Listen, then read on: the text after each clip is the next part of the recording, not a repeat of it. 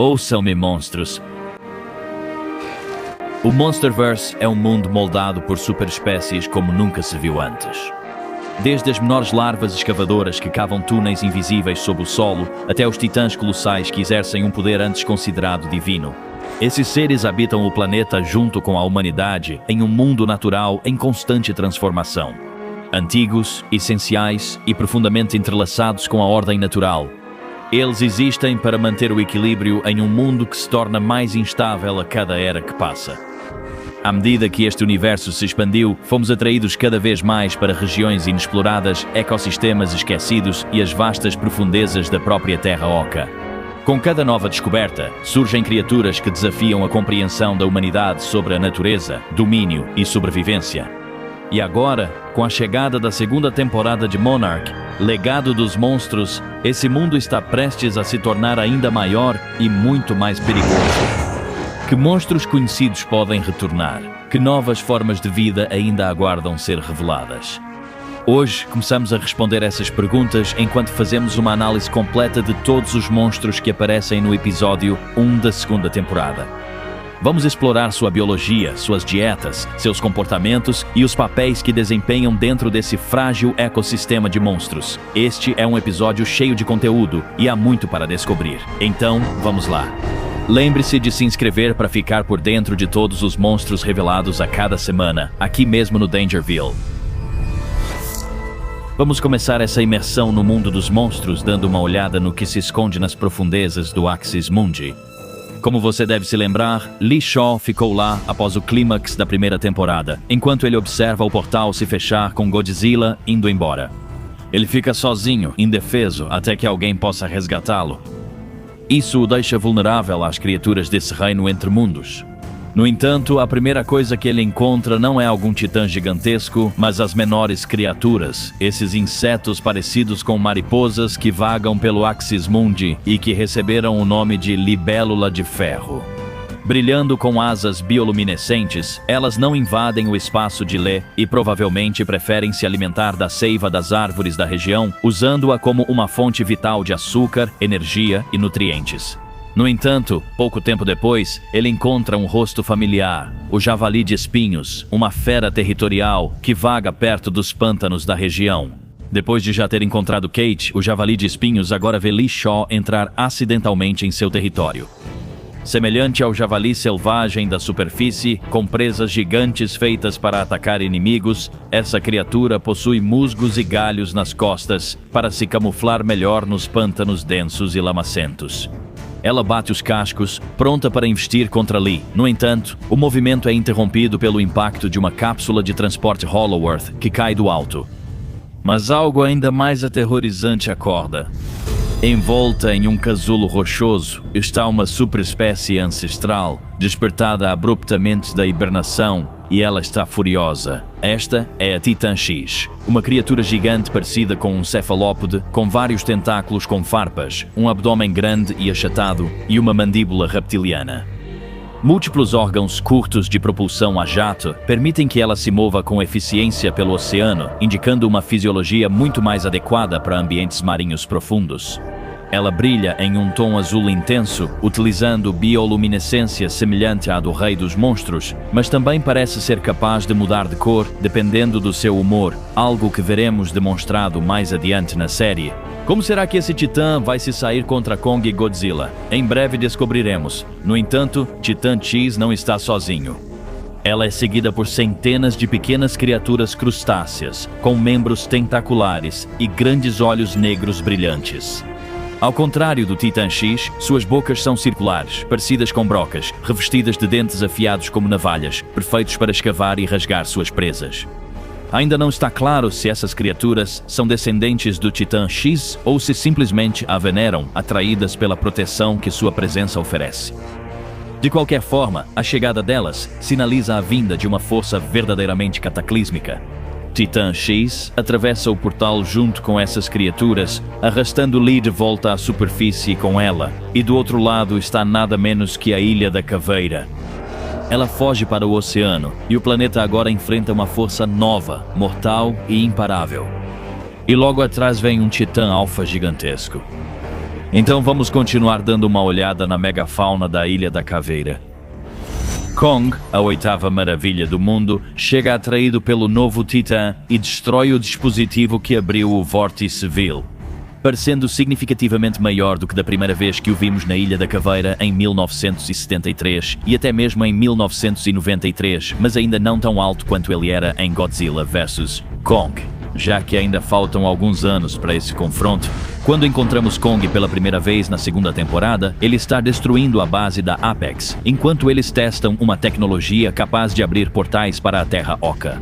Kong, protetor da ilha, age para defender a santidade de seu lar e das criaturas que vivem nele, destruindo tudo o que ameaça a ordem natural. Notavelmente mais agressivo em sua terra natal, ele não perde tempo lidando com qualquer ameaça que apareça em seu caminho. Além disso, quando não está caçando, ele tira pequenos cochilos entre a vegetação. Mas há muitas outras criaturas que vivem na ilha, incluindo uma que você talvez reconheça. Os Leafwings são provavelmente as criaturas originais mais recorrentes de todo o Monsterverse, aparecendo em vários filmes e séries como um componente persistente e fascinante do ecossistema da Terra Oca. Essas criaturas, semelhantes a morcegos e pterossauros, possuem lâminas espinhosas nas mandíbulas, capazes de perfurar e rasgar presas facilmente. Suas asas largas têm um verde vibrante e padrões que lembram folhagens, permitindo camuflagem perfeita nas copas das árvores ao voar em bandos. Eles usam furtividade e agilidade para caçar com eficácia, tornando-se predadores formidáveis, mesmo sendo relativamente pequenos. No entanto, essas criaturas são apenas os primos menores e menos perigosos de um predador ainda mais formidável que domina os céus da Ilha da Caveira. Vindo dos quadrinhos para a série live action, o Abutre Psicopata. Esse predador aéreo chega a ter uma envergadura de 9 pés e lembra um morcego com sua pelagem clara e asas membranosas. Mas com dentes afiados como navalhas e garras projetadas para perfurar e rasgar, ele domina os céus da Ilha da Caveira. Altamente inteligentes e coordenados, os psicorubus são frequentemente observados caçando em pequenos bandos, circulando sua presa com precisão antes de atacar em uníssono. Sua aparência adiciona uma nova camada de complexidade ecológica à Ilha da Caveira, sugerindo uma hierarquia de predadores aéreos, onde até mesmo os próprios predadores são presas. Essas criaturas frequentemente se alimentam de uma espécie de baiacu venenoso que vive na costa da Ilha da Caveira, o que as leva a um estado de frenesi, tentando matar qualquer coisa que vêm pela frente, e foi assim que receberam o nome de psicorubu. Além da visão térmica apurada, que os permite enxergar presas de sangue quente à noite, eles também disparam um raio elétrico pela boca. Esse raio é tão poderoso que é capaz de derrubar um filhote de V-22 com um único disparo. Na natureza, podemos vê-los usando esse poder em seu primo Leafwing, não para se alimentar, mas para eliminar a concorrência. Essas criaturas ganharam vida em Monarch, legado de monstros após aparecerem na série Birth of Comic. Espero que isso indique que mais monstros do universo expandido apareçam na série. No episódio, as criaturas são atraídas não apenas pelo aroma das asas de folhas, mas também pelos sutis sinais químicos liberados pelos humanos, incluindo o inconfundível cheiro do medo. No entanto, felizmente, a atenção delas é desviada para uma criatura menor que vive debaixo da terra. À primeira vista, essa larva parece insignificante quando comparada a predadores como o Psycho Vulture. Na verdade, ela mede pouco mais de 30 centímetros, sendo maior que quase todos os insetos do mundo. Por menor que pareça, essa criatura desempenha um papel crucial na manutenção da saúde do ecossistema da Ilha da Caveira. Essas larvas vivem principalmente escondidas sob o solo, cavando pela terra úmida e matéria vegetal em decomposição. Com o tempo, elas emergem transformadas, provavelmente evoluem para organismos voadores semelhantes às moscas de esporos, introduzidas em Godzilla x Kong, Caçadores de Titãs, ou em uma espécie aérea intimamente relacionada. Através desse ciclo, elas ajudam a reciclar material orgânico e sustentam a complexa cadeia alimentar da ilha. Embora essas criaturas fiquem invisíveis por boa parte da vida, são só uma pequena parte do mundo oculto da Ilha da Caveira. Além do solo da floresta, existem pântanos e vales sombrios que abrigam os organismos mais perigosos. Ao descermos pelos corredores das instalações abandonadas da Ilha da Caveira, encontramos uma das criaturas mais intrigantes já observadas. Escondido nas sombras está um grande carnívoro semelhante a um roedor. Ele se locomove com membros anteriores fortes, pernas traseiras robustas e uma longa cauda tipo chicote que auxilia no equilíbrio ao patrulhar seu território. Do focinho à cauda, a criatura mede quase 6 metros de comprimento e sua forma geral se assemelha muito a um rato gigante. No entanto, os espectadores mais atentos podem notar que ela também se assemelha a um grande felino, especialmente no formato do crânio. A mandíbula está repleta de dentes afiados, eficientes para rasgar carne, e sua postura baixa e encolhida reflete a poderosa posição de caça de uma onça pintada sul-americana. Indicadores claros de que essa criatura é feita para emboscadas explosivas, atacando sua presa com eficiência mortal. Seu corpo está coberto por folhagens musgosas e crescidas, permitindo que ele se misture perfeitamente ao ambiente úmido e em decomposição. O mais impressionante, porém, é o seu rosto, afundado e com aparência de caveira, dando a impressão de algo morto há muito tempo. Essa característica perturbadora pode servir a um propósito além da intimidação. Suas mandíbulas são repletas de caninos enormes, feitos para agarrar e matar a presa, com uma única mordida decisiva. Seu método de ataque provavelmente gira em torno de permanecer imóvel no pântano, com seu rosto cadavérico possivelmente imitando uma carcaça. Quando um animal desavisado se aproxima, a criatura avança, domina sua presa e a arrasta para debaixo da superfície do pântano, onde ela é afogada antes de ser consumida. Essa espécie ainda não recebeu uma designação oficial, mas com base em sua anatomia e comportamento, vamos chamá-la de rato-maia. Nesta ocasião, a caçada do rato-maia é interrompida quando ele é esmagado sob a empilhadeira, tendo suas costelas quebradas e os pulmões colapsados. No entanto, dadas as condições dos pântanos da Ilha da Caveira, é improvável que este tenha sido o único. Outros podem ainda estar à espreita, invisíveis, nas águas escuras abaixo. Agora, ao deixarmos a Ilha da Caveira, outro rosto familiar pode ser visto, o Garra de Manto. Essa enorme criatura parecida com um crustáceo vive nas áreas costeiras e águas rasas da Ilha da Caveira. Seu corpo maciço e blindado é sustentado por vários membros articulados, com 2 garras enormes capazes de esmagar ossos, rochas e as armaduras mais resistentes. Com essas ferramentas, o Garra de Manto ataca rapidamente, agarra a vítima e a arrasta para baixo antes que ela fuja. Seu exoesqueleto espesso oferece proteção contra a maioria dos ataques, permitindo que ele até desafie organismos muito maiores. Apesar de seu tamanho e agressividade, o Garra de Manto não é um titã, mas sim um predador regional dominante, que ocupa o papel ecológico de um predador de topo costeiro. No episódio 1 não o vemos caçando ativamente como vimos com outros predadores. No entanto, sua posição ao longo da linha costeira, combinada com a presença das asas de folha, sugere que ele pode se alimentar dos animais que nidificam no terreno rochoso ao redor. E assim, ao deixarmos a Ilha da Caveira para trás, concluímos nosso levantamento das criaturas encontradas no episódio 1 de Monarch, Legado de Monstros. O episódio 2 teve um grande foco no Grande Azul, os oceanos e sistemas hídricos do nosso planeta. Os oceanos sempre foram e sempre serão fatores importantes nesse tipo de história, pois eles evocam a possibilidade e a noção do que se esconde nas profundezas. Titã X. Depois de ser libertado de sua prisão rochosa, Titã X foi direto em direção a um local ainda não determinado. Após ser expulso da Ilha da Caveira por Kong, ele não ficou acampado perto da costa. Ele segue em frente e ainda não chegou ao destino. Ele está focado, movido fortemente pelo ouro, a ponto de não parecer ter nenhuma distração, além de manter seu exército sob controle, o que vamos explorar mais adiante neste vídeo, então fique exatamente onde você está. Embora sua missão sem dúvida será revelada com o tempo, tivemos uma visão muito mais detalhada de seu corpo, especificamente de sua cabeça e mandíbulas brutais.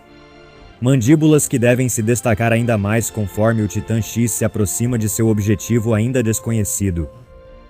Atualmente, só é possível tentar atraí-lo para longe de áreas densamente povoadas. Nesse processo, a Monarch reuniu informações sobre o Titã. Relatórios iniciais apontavam que X era grande, mas o real tamanho desse titã, ainda oficialmente um mistério, ficou claro neste episódio. É claramente muitas vezes maior do que o que parece ser uma baleia Fin ou uma baleia azul, as 2 maiores criaturas vivas da Terra. Essas baleias podem chegar a cerca de 100 pés de comprimento ou pouco mais de 30 metros. Deixe seu like neste vídeo e comente aqui embaixo se você quiser um vídeo mais focado apenas no tamanho impressionante do Titã X. Com esse tamanho imenso vem velocidade e poder. Titã X mostra que Godzilla não é o único senhor dos oceanos. Estando completamente à vontade na água, o que contrasta com seu movimento quase desconfortável em terra, como vimos quando Kong estava logo atrás dele. Enorme, com poder explosivo e movido por um motivo desconhecido ainda não revelado. Some a isso uma postura agressiva, territorial e destrutiva e mandíbulas poderosas repletas de dentes afiados como agulhas. Isso mostra que o Titã X não veio para apanhar. Mesmo acertando um bom chute no Titã X, é provável que o atacante sofra mais danos do que o próprio Titã X devido às protuberâncias espinhosas espalhadas pelo corpo, principalmente na cabeça. Essas protuberâncias, assim como acontece com o peixe-leão, podem desempenhar um papel vital na proteção do Titã X contra ataques, especialmente se forem venenosas como as de seu equivalente no mundo real. Além de defesa e ataque, esses espinhos também servem para exibição, fazendo o X parecer maior e mais perigoso. E podem ter habilidades parecidas com as de um ilício, aquele crescimento em haste no peixe pescador que atrai presas e distrai predadores. Seja algum tipo de bioluminescência que vemos na vida marinha ou algum tipo de energia titã desconhecida, X é capaz de mudar as cores de seus espinhos à vontade. É improvável que a esca, a parte brilhante do peixe pescador, cause a habilidade do Titã X de mudar de cor. X parece ter um estado natural, sem brilho vindo de seus espinhos, mas também foi mostrado com um brilho branco, possivelmente um sinal de um estado mental mais relaxado, que rapidamente se transforma em um brilho rosa quando fica mais agressivo e claramente em modo de ataque. O verdadeiro propósito dessas cores ainda é desconhecido, mas resolver esse mistério pode acabar levando a mais perguntas.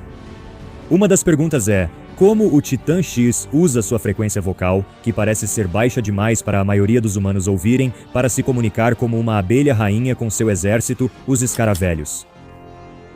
No episódio 1 vimos apenas uma amostra desses predadores perigosos e agressivos, do tamanho de bolas de praia. O episódio 2 mostrou aos espectadores a capacidade individual dessa estranha criatura de causar destruição e nos permitiu olhar mais de perto para seu estilo de vida, especialmente como elas perseguem suas presas e trabalham para sua rainha. Um escaravelho, mostrando grande inteligência, se escondeu no helicóptero que saiu da Ilha da Caveira e foi para o navio da Monarch. Isso já mostra um raciocínio acima da maioria vista até agora no Monsterverse. Ele não embarcou na aeronave por sorte, ele escolheu fazer isso sem ser detectado. Assim que pousaram no navio, era hora do escaravelho caçar. A bordo do navio, o escaravelho solitário mostrou uma furtividade que faria até Sam Fisher suar, evitando chamar a atenção de qualquer humano até o momento em que quisesse revelar sua presença. A habilidade de observar e acompanhar a movimentação humana no navio, tomando todos os cuidados possíveis para passar completamente despercebido até estar perto o suficiente para atacar. Com seus espinhos e dentes afiados como navalhas, combinados com movimentos esporádicos, intensos e rápidos, além de uma mentalidade feroz, um escaravelho pode facilmente levar um humano desavisado para o além. Apesar de ser bem menor e mais fraco que um humano comum. Mesmo sem o elemento surpresa, o escaravelho continua forte e desafia a maioria dos humanos em confronto direto, incluindo lendas como Kurt Russell. Ele mostrou alta resistência graças à carapaça blindada, semelhante à de um caranguejo ferradura, mas feita para um monstro. Aguentando vários golpes de um objeto contundente e tiros de uma pistola sinalizadora e só conseguindo ser nocauteado por tudo isso por um curto período de tempo. Mas antes de apagar, o escaravelho soltou um grito estridente e violento, uma espécie de chamado alertando sua rainha, Titã X, mudando instantaneamente o rumo do gigante para ir em direção à fonte do chamado. E uma vez solto de volta na água, o escaravelho e a Titã X se reuniram e pudemos ver uma prévia do relacionamento simbiótico deles. Centenas ou milhares desses escaravelhos se prenderam a Titã X. Seja qual for sua ligação, estavam prontos para serem liberados no momento certo, fazendo-nos refletir sobre como criaturas tão diferentes podem estar conectadas. Eles também têm espinhos parecidos que saem das costas. Talvez ambos tenham vindo do mesmo ambiente e evoluído adaptações semelhantes. Ou talvez os escaravelhos sejam uma forma pré-evoluída do Titã X, onde um deles poderia um dia se tornar a própria rainha. Esse comportamento já aparece no lore expandido do Monsterverse com os Mutos, então é uma possibilidade. Mas por que o Titã X perde tempo para reunir um único escaravelho? É curioso que uma criatura tão grande mudasse sua rota para salvar um pequeno escaravelho. Talvez estejamos ignorando algo importante nisso. A relação entre essas espécies será revelada gradualmente. Talvez os escaravelhos atuem como unidades de reconhecimento para o Titã X ou como um exército de soldados rasos que ele pode enviar para causar terror e caos aos seus inimigos ou presas antes de finalmente se revelar.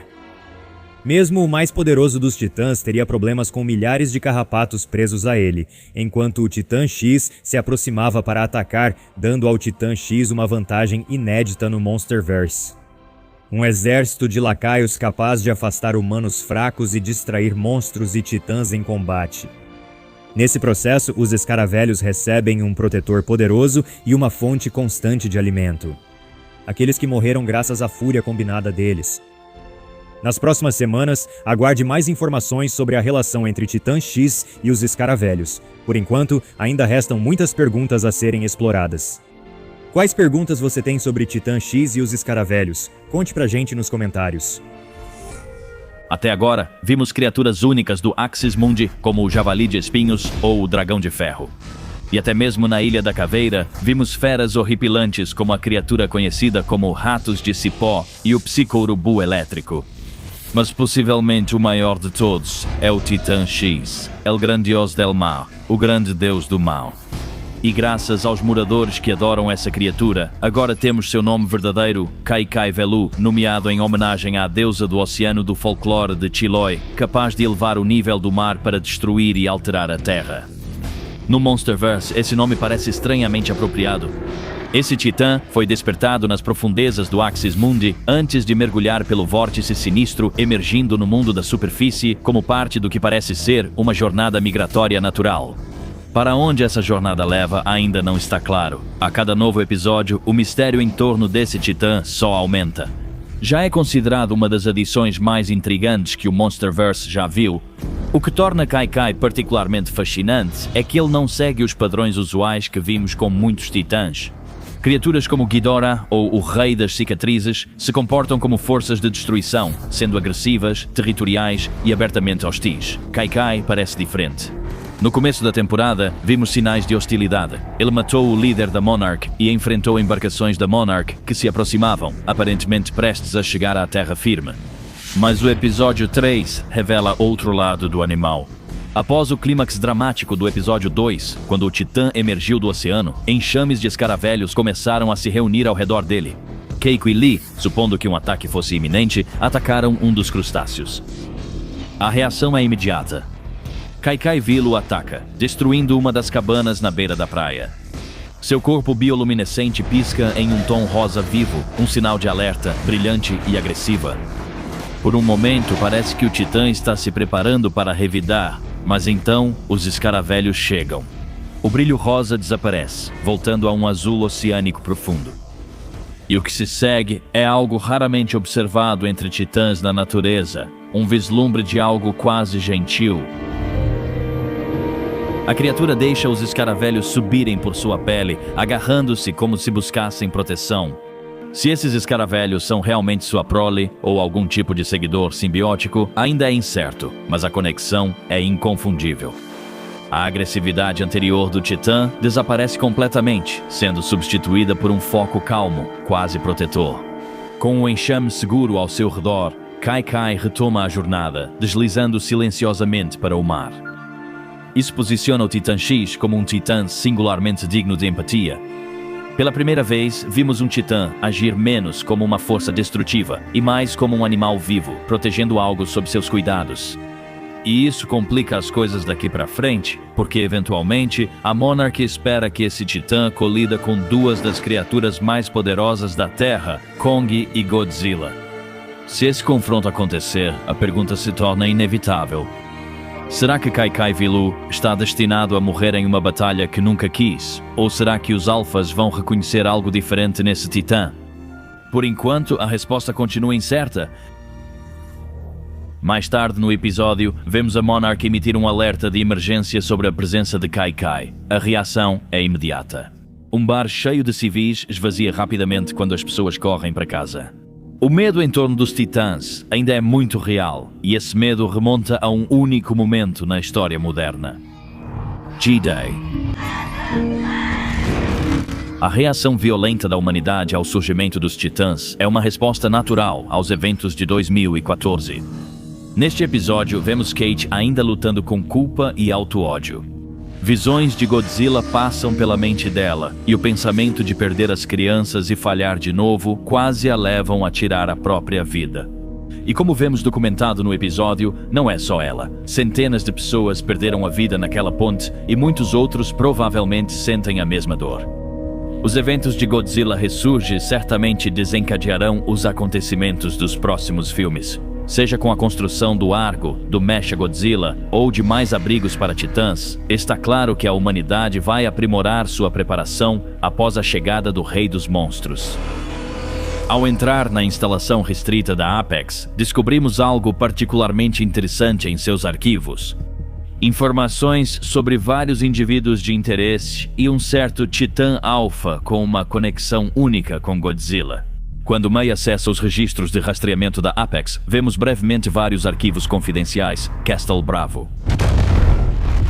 James Conrad, o capitão que liderou a expedição original à Ilha da Caveira, posto avançado 32, o local congelado de descanso de Ghidorah. E finalmente, Titanos Mozura. De acordo com o arquivo, Mothra foi avistada na cidade de Nova York em 16 de abril de 2001. E se essa informação for precisa, muda tudo o que pensávamos saber sobre a Rainha dos Monstros. Até agora, o ciclo de vida de Mothra parecia relativamente claro. Um indivíduo repousa em um casulo nas selvas da província de Yunnan, na China. Outro permanece adormecido em algum lugar dentro da Terra Oca, aguardando a chegada de dia. Então, o que Mothra estaria fazendo em Nova York? E como um titã desse tamanho poderia passar por uma das maiores cidades do mundo sem ser visto? O episódio 3 realmente parece sugerir a possibilidade de existir outra Mothra em algum lugar por aí. Nós sabemos que existem outros ovos pelo mundo, então talvez vejamos a Mothra em uma futura série da Monarch, ou talvez até em Supernova. Mas por que Nova York e por que 2001? Isso cria uma sensação persistente de que algo antigo pode ter passado despercebido ao fundo da própria história dela. Mas quando ela vai reaparecer, isso ainda precisa ser descoberto, mas sem dúvida é um dos desenvolvimentos mais interessantes deste episódio.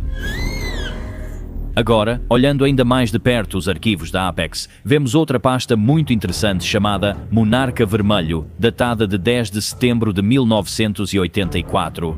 Isso pode realmente ter grandes implicações para o futuro da série, porque foi anunciado recentemente que Wyatt Russell vai retornar em um novo derivado do Monsterverse, ambientado durante a Guerra Fria. A série de suspense acompanha Lee Shaw em missão secreta atrás da cortina de ferro para impedir que os soviéticos liberem um novo titã perigoso e vençam a Guerra Fria. O que torna o nome Monarca Vermelho ainda mais interessante, porque a Rússia está intrinsecamente ligada à cor vermelha, já que é a cor internacional do socialismo e da Revolução Comunista. Após a Revolução de 1917, os bolcheviques usaram a cor para distinguir suas forças, o Exército Vermelho, do Exército Branco anticomunista. Então a implicação aqui é óbvia. Monarca Vermelho poderia ser uma contraparte soviética da própria Monarch, uma organização que estuda os titãs, mas com um objetivo bem diferente. Em vez de observar e proteger a ordem natural, eles podem estar tentando transformá-la em arma numa tentativa de vencer a Guerra Fria. E se esse for o caso, a próxima pergunta se torna inevitável. Qual titã eles estavam tentando controlar? Bem, os rumores atuais apontam para o surgimento de Tiamat. Na sede dos titãs, Monsterverse Declassified, foi revelado que Tiamat destruiu um submarino russo durante a Guerra Fria. Essa ligação pode nos indicar que Tiamat foi liberada pelos russos para ser usada como uma arma, algo que saiu completamente do controle. A verdade ainda está oculta. Pode haver outro titã ainda não descoberto. Essa é a beleza do Monsterverse. Novas criaturas surgem das profundezas para desafiar tudo o que pensávamos saber sobre esse mundo estranho.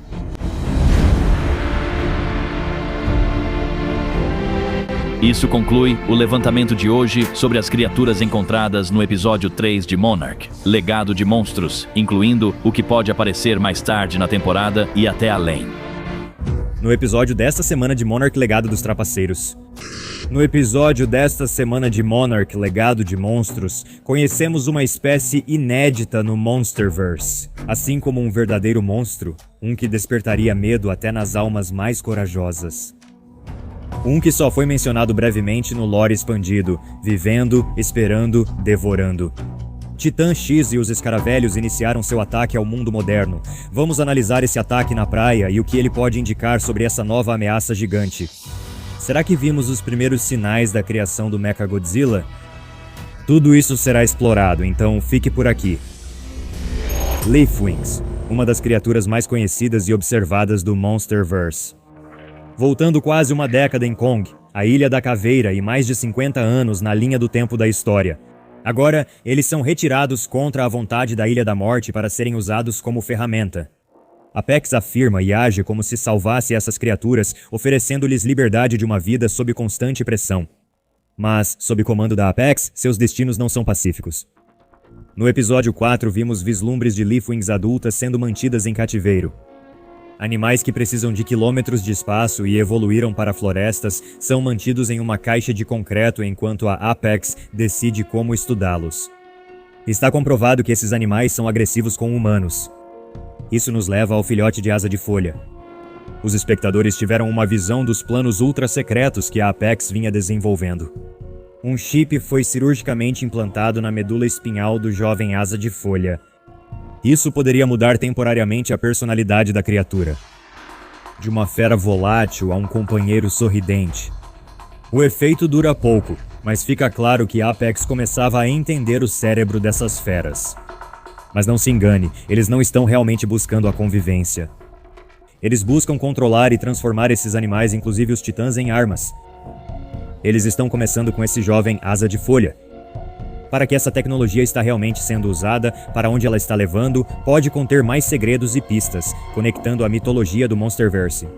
Vamos falar mais sobre isso mais adiante no vídeo, mas por enquanto vamos passar para um habitante da Ilha da Caveira que realmente é um monstro.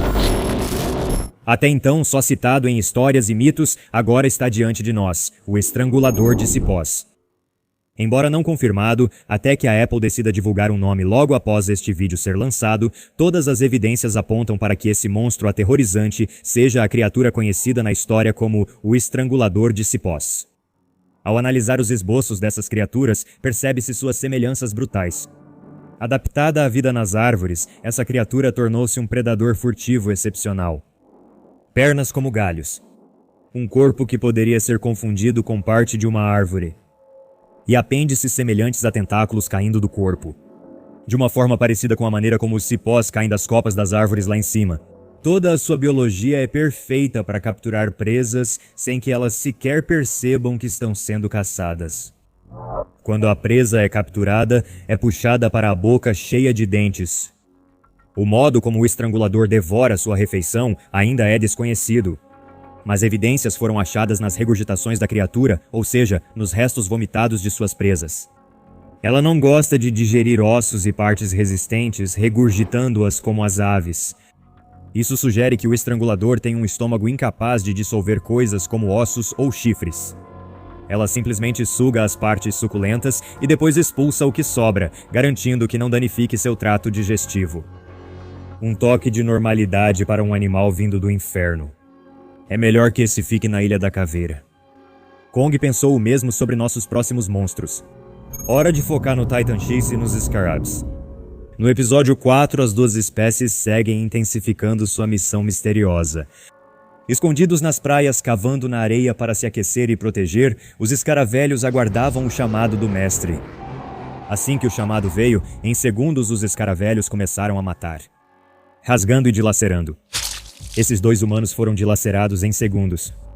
Curiosamente, eles não pareciam se alimentar de carne humana. Correndo como filhotes de tartaruga marinha, irritados rumo ao oceano e ao Titã X. Eles teriam comido os corpos desses dois jovens sem o chamado do Alpha? Não podemos ter certeza. Evidências mostram que esses animais não comem os humanos que matam.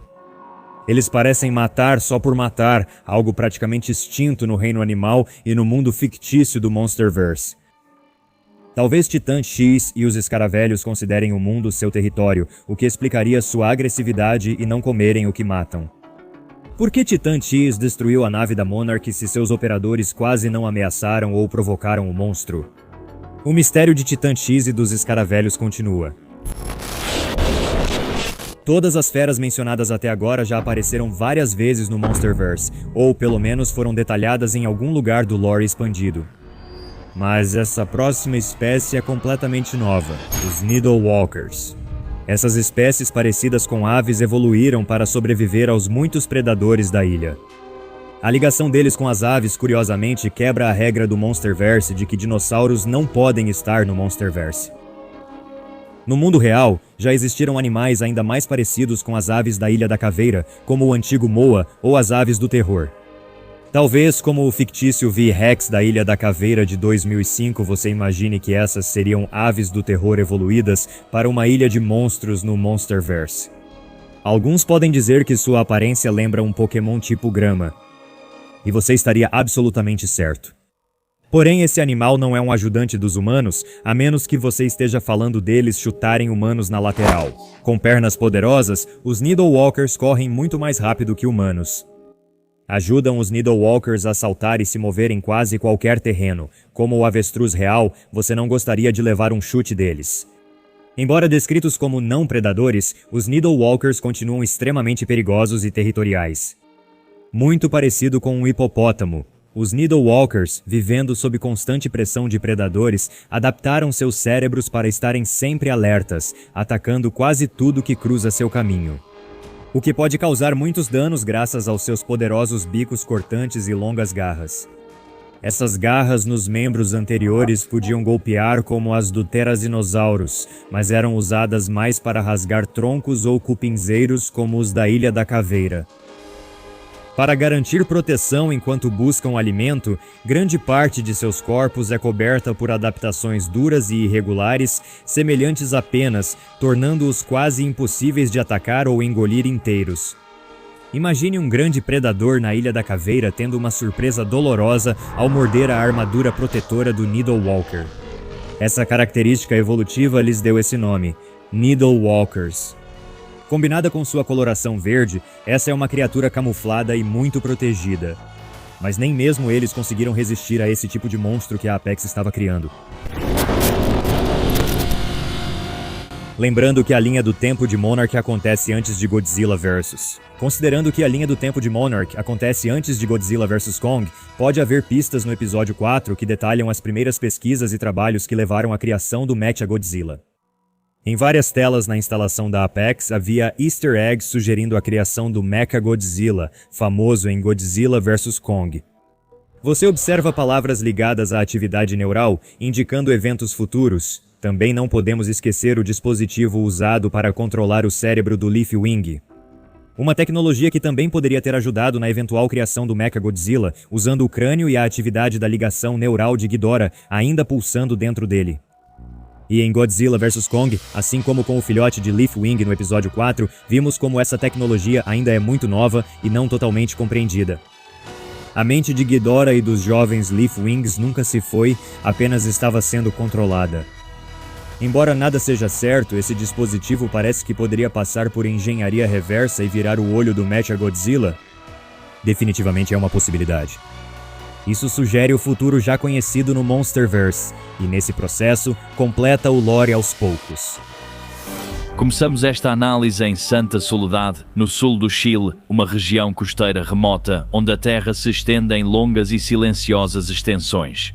E onde a Titã X deve passar como parte de sua rota migratória natural. Algo que provavelmente vem acontecendo há gerações, sem qualquer tipo de interferência humana. A Apex se estabeleceu aqui como parte de um experimento onde tentam assumir o controle desse predador gigante.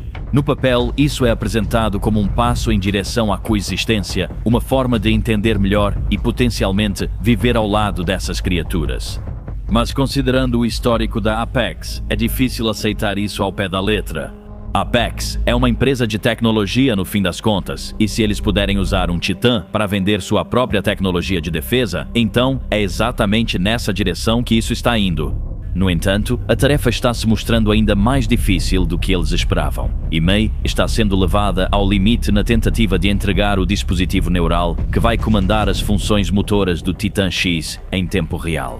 Mas cada tentativa fracassada, cada ajuste, está alimentando algo muito maior, porque todo esse processo de tentativa e erro é o que, no fim das contas, leva ao desenvolvimento do Mechagodzilla e do seu sistema de controle neural.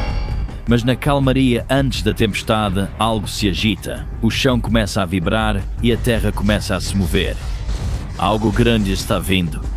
E o primeiro monstro a aparecer são os escaravelhos, os cefalópodes parecidos com crustáceos que aparentemente veneram o Titã X. Eles emergem do solo, provavelmente vindos de sistemas de canais subterrâneos profundos que levam aos vórtices da Terra Oca, o que explica como conseguem surgir tão de repente e em números tão impressionantes. Eles enxameiam aos milhares, saindo debaixo da superfície como uma enxurrada. E a maneira como eles se movem deixa claro que isso não é aleatório.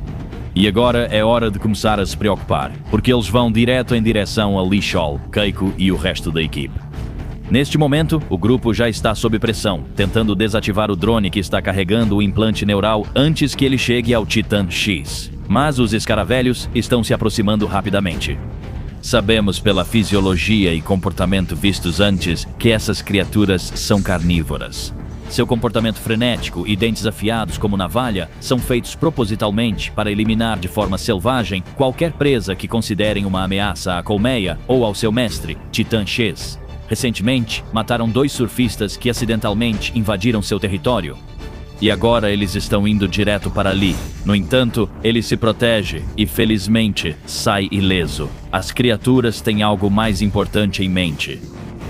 No oceano, há um leve brilho azul se formando abaixo da superfície, e ele vai ficando cada vez mais forte à medida que se aproxima da costa. Titã X chegou. Também conhecido como Cocaivelo. A cor bioluminescente atual dela indica um nível de calma e satisfação, o que sugere que ela não está em um estado agressivo no momento, mas sim passando por essa área como parte de sua migração habitual. No entanto, com isso, temos uma visão de outra habilidade que a Titã X possui. Ela começa a se conectar com Kate. O que estamos vendo aqui é algum tipo de ligação psíquica ou empática. Algo que já vimos antes no Monsterverse, especialmente com as gêmeas Chen e Mothra, e até mesmo na forma como Mothra interage com Godzilla através de sua relação simbiótica. Isso faz com que Kate entre em uma espécie de transe hipnótico, causando movimentos involuntários, restritos apenas a ela. Existe um nível de reconhecimento ali, junto com curiosidade e possivelmente até empatia. Kate parece sentir algo em troca também, seja emoção, dor ou simplesmente presença, e por um momento há uma conexão genuína se formando entre as duas. Embora seja difícil dizer se Kate realmente a entende completamente ou qual é seu verdadeiro propósito. Nesta cena, você talvez também tenha percebido isso. Este é o mesmo lugar do episódio anterior, onde o grupo adorava Titã X como um deus. Isso lhes traria grandes fontes de alimento, que agora sabemos estão em suas rotas migratórias, que estão totalmente visíveis aqui, enquanto ela mais uma vez inicia sua rotina. Mas a calmaria não dura. Mas a Apex aproveita esse momento de tranquilidade para lançar seu ataque. O drone deles se crava profundamente no braço do Titã X, que grita de dor. Quando o dispositivo é ativado, ele envia choques elétricos por todo o sistema nervoso dela, tentando anular suas funções motoras e assumir o controle de seus movimentos. Ela se contrai involuntariamente, e podemos ver que sua conexão com Kate é tão profunda que ela também sente isso. Ela desaba quase imediatamente, dominada por algo que seu corpo nunca foi feito para suportar. E o vínculo compartilhado entre elas transforma isso em um ciclo de dor que a Apex claramente não previu. No entanto, o tamanho colossal do Titã X está se mostrando um grande problema e o elo neural não consegue suportar a carga. O sistema compensa aumentando a intensidade dos choques, o que só piora as coisas. Tudo o que isso faz é causar uma dor insuportável para Kokai, que só consegue ficar ali suportando a dor, quase tentando não machucar Kate lá embaixo. Mas eventualmente ela chega ao seu limite. Ela ruge e agora temos uma demonstração maravilhosa, porém trágica, de como seus lacaios são bem organizados. Esses escaravelhos se agrupam em seu enxame, sobem pelo corpo e pelo braço dela e então começam a morder. Suas mandíbulas, perfeitamente adaptadas para escavar materiais duros como pedra e terra, começam a mastigar e arrancar a carne de Kokai na tentativa de cortar o dispositivo em sua origem. Eles conseguem, mastigando até atravessar o membro do titã que desaba no chão, quase esmagando os humanos abaixo. É uma solução extrema, mas funciona. Isso demonstra uma relação verdadeiramente simbiótica. Eles agem imediatamente para ajudar Kokai, que se tornou uma espécie de mãe adotiva para essas criaturas parecidas com os escaravelhos. É difícil saber o que esses escaravelhos ganham agora. Talvez ela ofereça proteção, acesso a uma área onde possam migrar para se alimentar ou acasalar. De qualquer forma, essa é uma relação mutuamente benéfica que também é encontrada na natureza, como entre peixes-piloto e tubarões. Esses peixes acompanham grandes tubarões, como o tubarão oceânico de Ponta Branca, em uma relação de mutualismo, alimentando-se de parasitas e da pele do tubarão e limpando seus dentes, enquanto o tubarão lhes oferece proteção contra predadores. Então, é maravilhoso documentar o mesmo comportamento em titãs de verdade. Com o dispositivo removido, Titã X não está mais sendo eletrocutado, mas o dano já foi feito. Esse ataque a faz entrar em fúria. Seu colar azul calmo se transforma em um magenta brilhante e raivoso, sinalizando que ela não está mais passiva e agora está respondendo ativamente ao que acabou de acontecer. Ela parte para o ataque. Seus tentáculos batem com força na base da Apex, rasgando as estruturas e causando níveis massivos de destruição.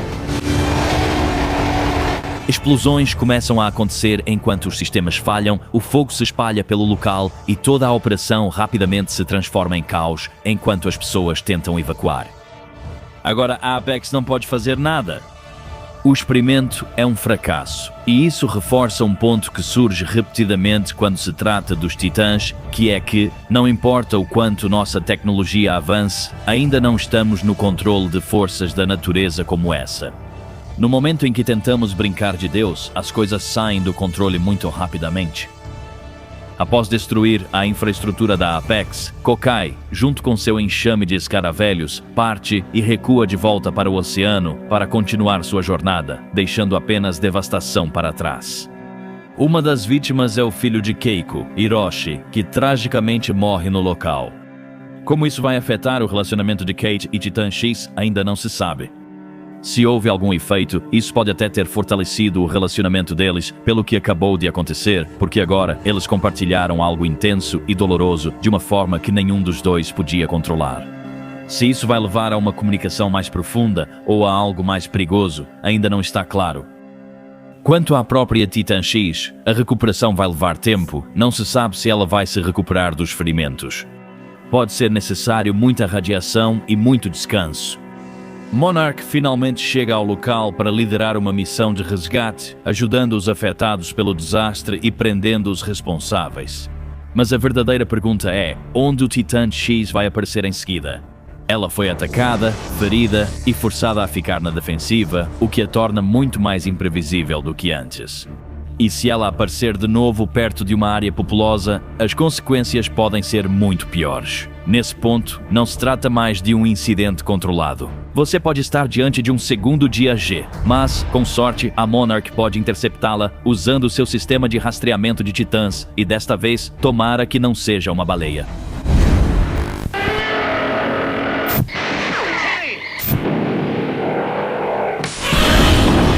Uma das maiores maravilhas do mundo, Kong em pé em seu ambiente natural, a Ilha da Caveira.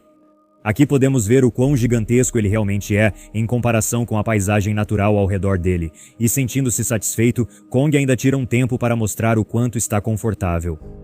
Ver o poderoso Kong em paz, tempo suficiente para quintar ou observá-lo e documentá-lo, usando seus talentos para desenhar o gigante, ajuda a mostrar que Kong ainda é apenas um animal muito grande, fazendo o que animais fazem durante a maior parte de suas vidas.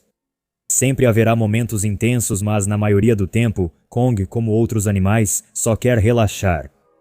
Esse estado relaxado prepara uma das melhores cenas de Kong no Monsterverse ao mostrar sua escala. Kong parece imenso nesta cena, o que aumenta quando sua postura muda ao notar que está sendo observado. Seu contentamento rapidamente se transforma em alerta. E então, novamente para um estado reativo quando ele late e rosna para Kentaro, o que funciona. A mensagem é muito clara. Mesmo aparecendo rapidamente, essa interação mostra como o relacionamento de Kong com os humanos evoluiu e seguirá crescendo até ele se tornar o King Kong da Terra Oca na linha do tempo atual dos filmes. Observando que Kong ainda não gosta muito da presença da maioria dos humanos, exceto Dia, e que os Iwi e Dia estão realmente em algum lugar da ilha neste momento, o que é uma ideia bacana para os superfãs. Ao deixarmos Kong, Kentaro segue em direção a uma cerca que tem 2 dinossauros bem na frente dela. Bem, eles podem não ser dinossauros, mas no Monsterverse é o mais próximo disso, exceto pelo Triceratopo roubado em outra parte da ilha. Agora, isso dá margem para debate, mas isso não parece um easter egg da icônica cerca de Jurassic Park? Com os 2 Needlewalkers fugindo como Gallimimus ou Raptores, duvido que ninguém da equipe tenha sugerido, e se colocássemos um pouco de Jurassic nessa ilha? As cercas são praticamente idênticas.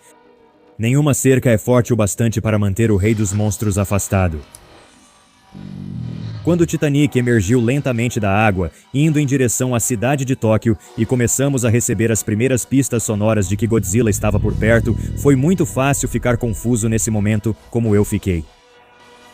Depois descobriríamos que era apenas um pesadelo, um sonho ruim para Kentaro, que já passou por muita coisa. Eu imagino que o fato dessa cena ser uma sequência de sonho e não real vai ser algo controverso por motivos compreensíveis. Queremos ver Godzilla e não gostamos de ser enrolados. Mas, sendo pesadelo ou não, isso é a ação do Godzilla na tela. E não é qualquer ação, é uma das melhores que a adaptação do Monsterverse já apresentou. Esse é de longe o Godzilla do Monsterverse mais parecido com o da Toho que já vimos. Sua aparição repentina e angustiante, seguida de muita correria e gritos. Temos tantas cenas clássicas do Godzilla que me fizeram voltar direto para as eras Heisei e Showa dos filmes do Goji. Com um pouco de -1 ali no meio, o arremesso do trem e o mega pisão foram claramente influenciados pelo mais recente Godzilla vencedor do Oscar da Toho. A composição e a escala, a ação, o espetáculo de um ataque kaiju em toda a sua glória. E ainda temos um combate militar épico contra o G-Man. Algo que não vimos o suficiente no Monsterverse.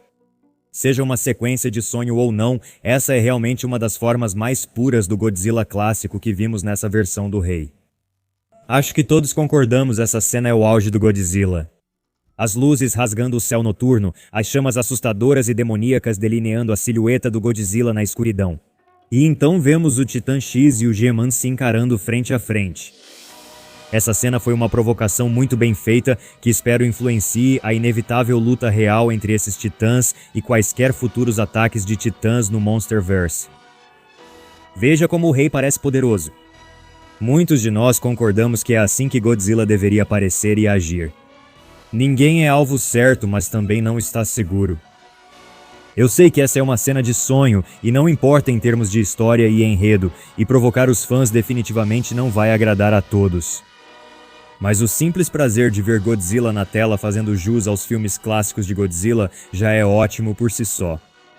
E espero que, daqui pra frente na franquia, a gente possa ter mais cenas como essa, onde tudo se encaixa. O visual, a atmosfera, até mesmo os sons iniciais sugerindo a presença do Godzilla, tudo isso realmente mostra do que se trata um grande blockbuster moderno do Godzilla.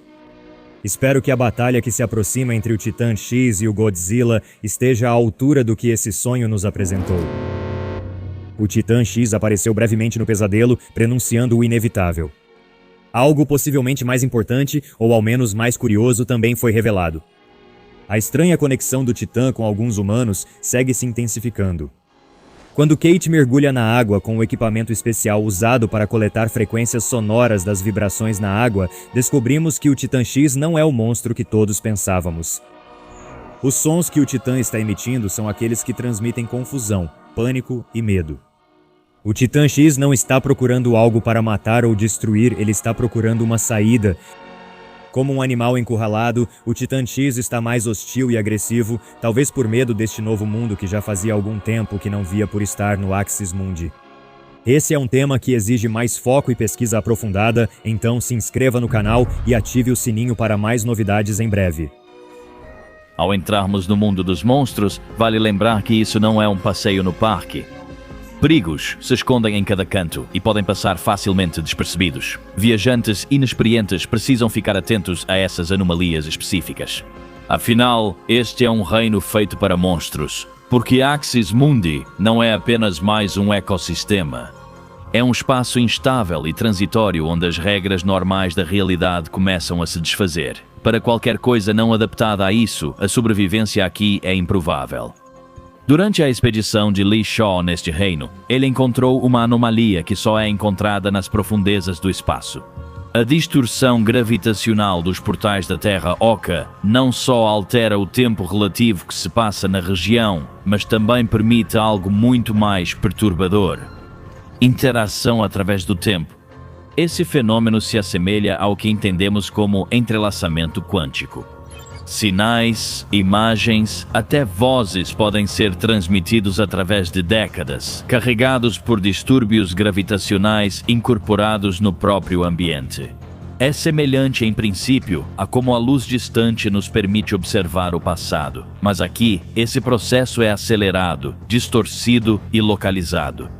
Os eventos dentro do Axis Mundi nem sempre permanecem em seu próprio momento. Os eventos aqui estão sendo transmitidos através das ondas gravitacionais e sendo exibidos quase 60 anos depois. Isso explicaria como os titãs cruzam grandes distâncias no planeta em tempos aparentemente impossíveis. Movimentos que parecem instantâneos na superfície podem, na verdade, ser direcionados por esses corredores distorcidos, o que pode até ser a razão. Godzilla viajou de Gibraltar ao Egito quase instantaneamente, o que torna essa região muito mais interessante do que se acreditava anteriormente. Se você pode interagir com versões passadas de si mesmo, o que mais pode fazer com isso? Pessoas ou armas podem ser transportadas e usadas para a guerra, ganhando a vantagem divina do tempo contra seus inimigos, só o tempo dirá. Essa não é a única anomalia ambiental que vemos no episódio de hoje, porque também testemunhamos algo que destruiria qualquer viajante desavisado. Devido à natureza imprevisível desse ambiente, energia estática pode surgir debaixo do solo. Isso resulta em raios elétricos que não descarregam do céu, mas sim do próprio solo, que, se direcionados, destruiriam tudo o que tocassem. Isso nem é totalmente irrealista, já que coisas semelhantes ocorrem naturalmente. As descargas do Axis Mundi provavelmente são causadas por fendas instáveis, gerando enormes desequilíbrios elétricos abaixo da superfície. Mas, embora seja perigoso para os visitantes humanos, este é o lar de uma variedade de criaturas que sobrevivem neste mundo alienígena. E no Axis Mundi, sempre há algo observando. Um deles está perseguindo Li Shaw, um inseto parecido com um muto, que pode ser visto rastejando pela vegetação densa. Mas que organismo é esse? Bem, nada mais é do que o aterrorizante Endoswarm, um adulto, nada menos, identificável pelo seu tamanho e armadura desenvolvida. Uma criatura de aparência insetoide, com uma boca em forma de broca, exoesqueleto reforçado, chifres afiados parecidos com os de um besouro e várias pinças afiadas como navalhas, permitindo que ela agarre e rasgue com precisão. Essa espécie já foi documentada várias vezes em Monarch, e esse encontro é pessoal. Lee tem uma vingança pessoal contra essa espécie específica por ter tirado o Keiko dele. Possivelmente uma fêmea, devido ao seu tamanho enorme.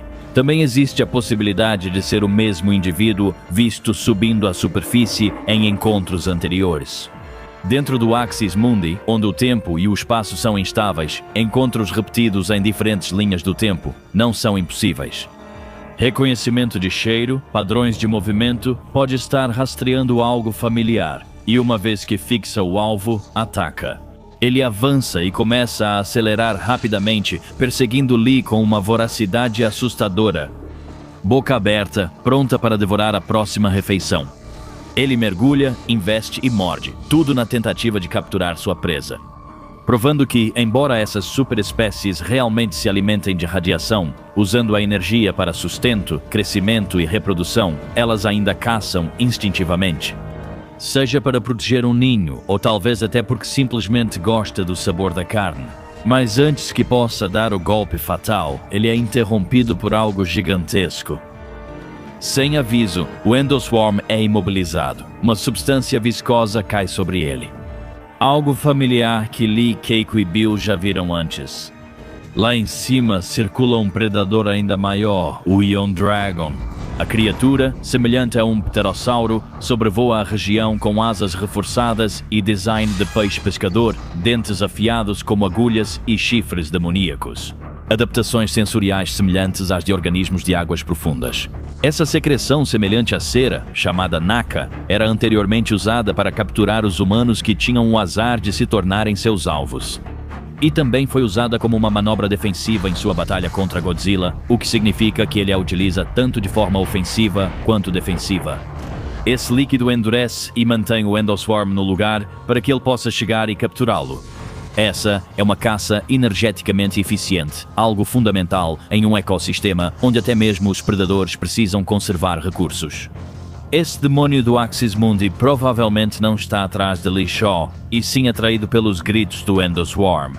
O Muto quase alcançou Lee antes que o dragão de ferro o impedisse em seu caminho. Em seguida, ele mergulha e o pega com uma eficiência relâmpago, deixando a área para se banquetear com sua nova presa. Não se sabe ao certo se este é o mesmo documentado em outros encontros, embora pareça muito provável.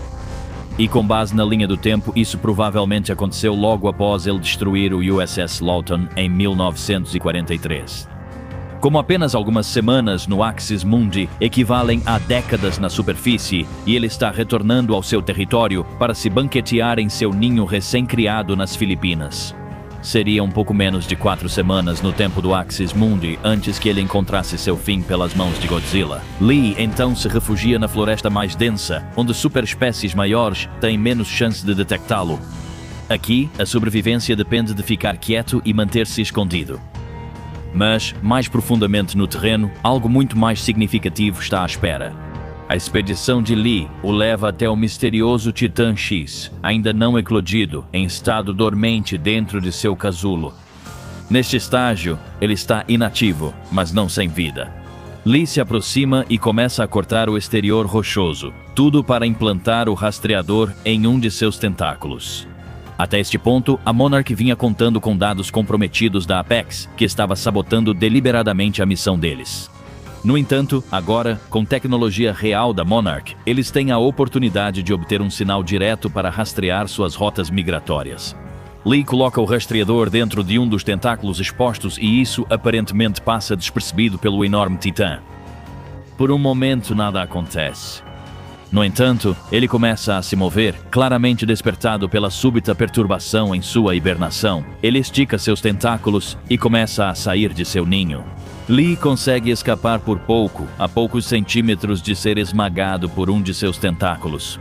Ele corre de volta para sua cápsula, o portal agora reativado o lançando de volta para a superfície. Para ele, apenas semanas se passaram, na Terra, décadas. Ele retorna ao ano de 1982, 20 anos depois de ter iniciado sua expedição ao Axis Mundi. Isso nos leva até hoje, onde o rastreador foi ativado e pela primeira vez a Monarch tem um sinal claro, dando a eles as informações vitais para rastrear o Titã em sua jornada. Então, para onde ele está indo? Em direção à península do Cabo York, na Austrália, uma vasta praia isolada da civilização. Mas com que propósito? É para se alimentar, reproduzir, fazer um ninho ou até mesmo lutar, mas após a recente descoberta de Kate, talvez ele não esteja perdido afinal. Talvez ela só esteja procurando por sua casa. Com base no comportamento observado, esse titã não parece hostil, ele pode simplesmente estar seguindo um ciclo natural, um que antecede completamente a compreensão humana. Uma coisa é certa, outro titã na superfície não vai acabar bem, porque quando o equilíbrio muda nessa escala, alguma coisa percebe isso. O rei dos monstros vai sentir esse desequilíbrio e vai se levantar para enfrentá-lo, para mandá-lo de volta de onde veio à força. Godzilla está vindo e o mundo não está preparado. Godzilla vs Titã X, após meses de antecipação. O episódio 8 da segunda temporada de Monarch trouxe a grande batalha entre o Rei dos Monstros e o novo monstro, Titã X, que agora sabemos que não é um titã destruidor como os Mutos ou Ghidorah. Sua verdadeira e comovente missão foi finalmente revelada, o que acabou levando o Titã X a ficar cara a cara com Godzilla. Desta vez não é sonho, é uma aparição canônica de verdade de Godzilla no Monsterverse. O confronto foi grandioso, mas a luta atendeu às expectativas? Será que adiar a aparição de Godzilla para esse momento valeu? Vamos lá. Antes da grande batalha estremecer a Terra, o mistério em torno da rota migratória do Titã X finalmente foi revelado. Acontece que o Titã tem muito mais em comum com a biologia do mundo real do que se imaginava inicialmente. Assim como uma mãe tartaruga marinha depois de passar muito tempo no mar, as viagens esporádicas do Titã X pelo Oceano Pacífico se deviam ao fato de ela estar grávida. Sua rota migratória, um processo instintivo, fazia com que ela fosse para algum lugar, possivelmente onde ela mesma nasceu, para botar seu ovo. Mas essa praia não é onde ela deveria estar. Algo desorientou a bússola interna de Titã X, levando-a a ser considerada perdida. Mas ela não pode esperar mais, esse ovo precisa sair. O que é uma situação muito perigosa para ela por causa do território que ela teve de invadir para botar seu ovo. Mas ela está tentando se tornar mãe. Não sabemos se este é o primeiro filhote dela ou não, mas sendo o único membro conhecido dessa espécie, é claro que esse ovo é muito importante. Então, na praia, com a ajuda dos escaravelhos, um ninho é construído para ajudar a proteger e manter o ovo dela seguro. Ainda não se sabe por que essas pequenas criaturas ajudam a gigante. Talvez eles saibam que, se esse ovo não eclodir e Titã X perecer, eles perderão seu maior aliado no mundo dos titãs e sua principal fonte de alimento. Talvez os escaravelhos só existam graças a Titã X, e sem ela ou sua espécie, eles mesmos poderiam entrar em extinção. Então, de certa forma que lembra cupins, os escaravelhos constroem a estrutura obscura ao redor do ovo, mantendo-o firmemente no lugar enquanto ele pode ser protegido por sua mãe. Seria difícil para a mãe gigantesca lidar com esse processo delicado de construir o ninho, mas algo em que ela é excelente é proteger esse ovo com cada fibra do seu corpo. Se a rota reprodutiva migratória da Titã X fosse como a de uma tartaruga marinha, seus instintos seriam como os de uma mãe jacaré, pronta para atacar qualquer ameaça à prole. E como uma mãe polvo, ela protege o ovo usando o próprio corpo como escudo. Quase nada conseguiria fazer com que Titã X abandonasse seu ovo. Eu disse quase. Godzilla está se aproximando. O que a Apex planeja fazer com o ovo e o filhote de Titã X é desconhecido. Mas agora está claro por que Godzilla não estava atacando o Titã X até agora. Convocado como se fosse um cão de ataque por Lee Shaw, os sons icônicos que Godzilla emite enquanto se aproxima definem o tom do que está por vir. Um confronto com a mãe altamente protetora, Titã X, acordado abruptamente de seu sono profundo em algum lugar nas profundezas escuras do Oceano Pacífico. Godzilla viajou rapidamente, cobrindo grande distância em pouco tempo, provavelmente usando o complexo sistema de portais entre mundos, agora mais compreendido no Monsterverse. Será que essa área pode ser o exterior de sua toca que vimos explodir em Rei dos Monstros? Possivelmente. Agora se sabe que no Monsterverse esses lugares são bem mais comuns do que se pensava antes. Godzilla tem pontos de descanso espalhados pelos oceanos, onde pode parar e tirar uma soneca se precisar. Godzilla estava fazendo exatamente isso agora. O sinal enviado ao oceano forçou Godzilla a agir. Ele provavelmente não sabia de onde vinha o sinal, só que era uma perturbação que valia a pena eliminar. Então, quando ele chegou à costa do local de nidificação do Titã X, independentemente do motivo do Titã X estar lá, ele já estava pronto para lutar. Embora a presença da mãe Titã por si só não seja suficiente para causar um ressurgimento do Godzilla, já que Titã X não é um titã destruidor e não quer causar caos, isso não muda o fato de que Godzilla tem um conjunto de regras muito rígidas para os outros titãs. A principal e mais importante de todas, fique fora do território dele e siga as regras. Se Titã X tivesse seguido fielmente sua rota migratória, é provável que Godzilla não a atacasse, caso contrário, ela provavelmente já estaria morta, caçada ao longo dos vastos períodos em que ambos estiveram vivos. como estava perdida e fora de rota, teve que se contentar com essa praia por não poder mais segurar para botar seu ovo, quebrando assim a principal lei de Gojira. Uma nova mãe protegendo sua cria é um alvo legítimo para o rei dos monstros. Mas derrotar Titã X não vai ser fácil nem mesmo para Godzilla, porque embora ele seja o mais temido de todos, Godzilla não tem a arma secreta que Titã X possui. O puro poder explosivo de uma mãe protegendo seus filhotes. Um salve para todas as mães orgulhosas que estão assistindo. No território do Godzilla ou não, Titã X não ia simplesmente deixar ele entrar e ameaçar sua prole desse jeito. Uma batalha era inevitável. Godzilla disse, saia ou morrerá. Titã X diz, pode vir. Ela não pode deixar seu ovo, ela vai ficar e lutar. Lado a lado, finalmente podemos comparar e contrastar esses dois titãs alfa. Godzilla é claramente maior em massa, ele é mais alto e, no geral, muito maior em estatura, com um corpo mais robusto, braços e pernas poderosos. O G-Man é claramente o titã mais forte. Mas em termos de batalha, na verdade é bem equilibrado. Isso em parte se deve à abordagem muito mais não convencional da Titã X no combate, graças à sua biologia. Seus braços tentaculares atuam sem parar para confundir, enredar e subjugar Godzilla, impedindo-o de avançar com tudo, uma de suas táticas preferidas. Combinado com um atletismo ágil e um corpo que, como o de um polvo, permite que ela se mova de maneiras não convencionais, isso criou um desafio para o qual Godzilla não estava totalmente preparado.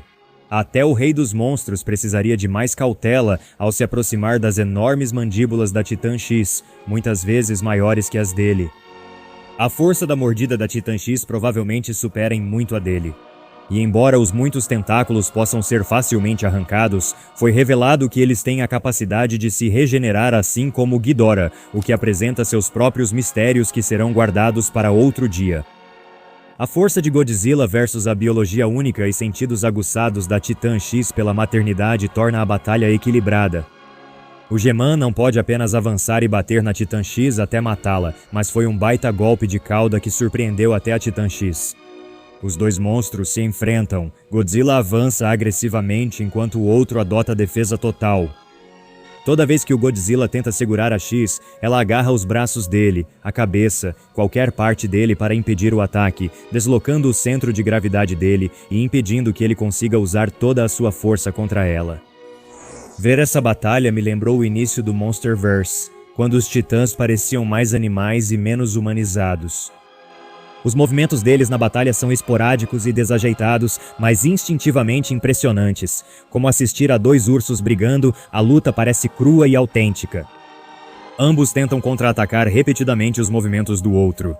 Esse é o confronto definitivo entre um lutador de wrestling e um grappler, em termos de como eles lutam. Mas uma vez que o ovo de Titã X foi roubado do seu ninho, a luta mudou. Você pode ver a mãe titã entrando em pânico, como se perder seus ovos fosse muito pior do que qualquer coisa que Godzilla pudesse fazer com ela. Ela quase não presta atenção ao G-Man, focando em manter o ovo à vista enquanto segura Godzilla com esforço. Essa distração dá a Godzilla a chance que ele estava esperando. Ele prepara seu golpe característico para encerrar a luta. Com a titã mãe menos focada nele, ele continua segurando-a até finalmente prender X num abraço de urso. Agora, finalmente tendo uma pegada firme em Titã X, Godzilla usa seu grande corpo para virar a Titã de lado, expondo seu ventre menos protegido. O zumbido dos poderes atômicos começa e todos, inclusive Titã X, sabiam o que viria. É aqui que Titã X realmente mostra o quanto é destemida e experiente como lutadora. Num instante, a enorme fera se lança ao chão, aparentemente encolhendo o próprio corpo e se achatando o máximo possível para evitar a explosão. Esse é um dos movimentos mais atléticos que já vimos um titã realizar neste universo. E o fato de ela ser inteligente o suficiente para saber o que estava por vir, calcular o tempo e evitar no último milésimo de segundo prova que essa titã pertence à categoria alfa. Já vimos isso antes, a maioria dos titãs menores não consegue evitar esse ataque único e poderoso. X fez tudo isso mais preocupada com seu ovo do que com Godzilla. Mesmo depois de chegar tão perto da morte, ela ainda mantém os olhos no ovo, puro instinto materno de proteger sua cria. Mesmo ursos fêmeas muito menores conseguem assustar os machos muito maiores quando estão defendendo seus filhotes. Então, tudo isso é plausível de acordo com o mundo real, mas nós conhecemos Godzilla e sabemos que ele nunca, jamais desiste. E que ele é especialista em caçar titãs fêmeas e mães. Cuidado, senhoras. Isso foi só o primeiro round. Os episódios finais da segunda temporada prometem muita ação de titãs, Godzilla, Titã X e, em breve, calmaria. Se você ainda não estava animado até agora, essa é a hora de ficar empolgado. A grande batalha até agora, pelo menos, foi breve, mas muito bem feita, e foi incrível ver uma luta de titãs que não parecia forçada para ser uma cena de luta de super-herói. É uma pena que esse tipo de situação não possa acontecer com mais frequência em Monarch ou em qualquer série de TV devido à dificuldade de dar vida a esses monstros em CGI. E que o próprio Monsterverse pulou essa era, sabe, antes de tudo ficar tão sci-fi, porque foi simplesmente legal ver uma batalha de titãs. Parece dois animais fazendo o que fazem, como o Dr. Grant diz tão sabiamente. Eu diria que fazer o público esperar tanto tempo por uma luta que foi só mais uma peça da luta maior que vem depois é algo que deveria ter acontecido muito antes nesta temporada. E a luta não foi uma batalha completa, mas sim uma escaramuça rápida. A preparação e a apresentação dessa luta, tanto visual quanto narrativamente, se destacaram para mim e são das melhores razões para uma batalha do Monsterverse desde Ghidorah, na minha opinião. Havia motivos para essa luta acontecer que iam além de simples tentativas de avançar a trama. Uma das minhas maiores preocupações com os filmes recentes era que as batalhas entre titãs pareciam acontecer sem motivo. Esse confronto entre Titã X e Godzilla e a forma como os humanos reagiram e agiram durante o evento foi muito interessante de ver e eu, pessoalmente, gostei bastante. Godzilla foi avistado e está indo em direção ao Titã X. No entanto, ele está prestes a fazer algo totalmente inesperado. A Terra não é mais aquele mundo tranquilo e familiar que acreditávamos ser. É um sistema vivo moldado por superespécies, criaturas além de qualquer coisa registrada na história. Algumas superespécies evoluíram para sumir na floresta, ficando indistinguíveis da vegetação ao redor. Outras são titãs, forças da natureza tão poderosas que podem destruir cidades e redefinir o equilíbrio do planeta em questão de instantes. E agora eles andam entre nós, em um mundo que muda mais rápido do que podemos compreender. E mais uma vez, um nome ecoa mais alto do que todos os outros. Godzilla. Seu retorno ameaça trazer outro dia G. O momento em que o mundo percebeu que essas criaturas são reais, mas há mais nesse titã do que destruição. Hoje testemunhamos um lado diferente de Godzilla, um rei temido até mesmo pelos de sua própria espécie. E ainda assim, às vezes algo muito mais complexo. Não apenas uma força de aniquilação, mas uma presença que pode, sob as circunstâncias certas, agir com propósito e até mesmo com contenção. Neste penúltimo capítulo, focamos novamente no oculto, um mundo que agora surge ao nosso redor. Novas formas de vida antes ocultas começam a surgir, cada uma sendo parte de um quebra-cabeça muito maior e mais perigoso. A questão já não é mais se outro confronto catastrófico vai acontecer, mas quando. Hoje começamos a responder essas perguntas. Vamos fazer uma análise profunda de cada monstro apresentado no episódio 9 da segunda temporada, examinando sua biologia, seu comportamento, suas dietas e o papel que desempenham nesse ecossistema frágil e em constante evolução. Esta é uma análise das criaturas que remodelam nosso mundo. E se você quiser ficar por dentro de cada novo titã revelado a cada semana, certifique-se de se inscrever aqui no Dangerville. Começamos este episódio dando uma olhada no único e verdadeiro rei dos monstros, o titã cuja função é impor ordem e manter o equilíbrio neste mundo natural em constante mudança. No episódio anterior, Godzilla foi atraído para a Austrália para começar a batalha contra Kokai Velu, o misterioso Titã X. Os dois avançaram um contra o outro, Titã X protegendo seu ovo, enquanto Godzilla só queria lembrá-la de que a superfície não é um lugar onde os titãs podem simplesmente vagar livremente. Eles lutaram ferozmente e Godzilla chegou a ficar com cicatrizes visíveis. No entanto, uma organização rival à Monarch pegou o ovo do seu lugar e fugiu do continente de avião. E Titã X, em pânico, correu atrás, tentando resgatar seu filhote. Mas Godzilla fez o mesmo. O que nos leva ao episódio de hoje, o Rei dos Monstros perseguindo Titã X de perto pelo Oceano Pacífico. A Monarch se mantém afastada, apenas observando. Eles só podem observar para onde essa organização misteriosa leva o ovo, o que os leva aos arredores da Ilha da Caveira. Titã X sobe por um enorme pico de penhasco que se ergue do oceano, um ponto estratégico para saltar sobre Godzilla caso ele se aproxime. Godzilla se ergue e ruge. Uma clássica demonstração de intimidação mostrando seu domínio absoluto, basicamente dizendo, não me desafie. Mas algo interessante acontece. Godzilla não se move. Normalmente, depois de sua demonstração de intimidação, ele avança e começa um ataque. Mas desta vez, ele simplesmente observa, mantendo sua posição. O que está acontecendo aqui é que Godzilla não está sendo uma força malévola em busca de sangue. Não, ele está mantendo a ordem ao rastrear Kokai até o lugar de onde ela veio, garantindo que ela volte para onde pertence. Esse é um comportamento fascinante do Rei dos Monstros, porque demonstra que ele é mais do que apenas um brutamontes. Isso mostra níveis complexos de pensamento, representando uma espécie de força policial global, garantindo que os titãs permaneçam em seu lugar sem recorrer imediatamente à força letal. Já houve exemplos disso no passado, em que titãs rivais foram poupados simplesmente porque respeitam a ordem natural. E mais uma vez, isso está totalmente evidente aqui. No episódio anterior, os espectadores ficaram preocupados que a caracterização de Godzilla tivesse sido arruinada e que o pensamento crítico que definia o Rei dos Monstros tivesse desaparecido. Mas fico feliz em dizer que não é o caso. Se Godzilla quisesse Titã X morta, ela já estaria morta. Mas em vez disso, ele quis escoltá-la para casa, de volta ao Axis Mundi. Isso nos proporciona possivelmente a cena mais interessante de Godzilla que tivemos em muito tempo, e é linda. No entanto, uma coisa interessante é que Godzilla não a persegue até a Ilha da Caveira. Ele para no meio do caminho e espera que Kokai faça a coisa certa e volte para casa, o que o impede de continuar. Que motivo ele tem para não entrar na Ilha da Caveira? É simplesmente para evitar conflito com Konga? Ou há algo maior acontecendo aqui, algo que ele não quer perturbar? Godzilla, depois de cumprir sua missão, vai embora e nada de volta para as profundezas do oceano, provavelmente retornando ao seu templo para descansar até ser necessário novamente. O que nos leva diretamente ao que Kokai Velu está fazendo. Ao mudarmos o foco para Titã X, ela segue o cheiro do seu ovo e vai em direção à Ilha da Caveira, o lar misterioso de muitos dos monstros mais aterrorizantes da Terra, criaturas que poderiam devorar você em segundos. Aqui, a organização misteriosa comandada pela própria filha de Walter Simmons, Isabel, tomou posse do ovo de Kokai e está usando-o como isca. Mas com que propósito? Bem, ela planeja matar Kong, um dos titãs alfa da Terra que mantém o equilíbrio da Ilha da Caveira. Mas por quê?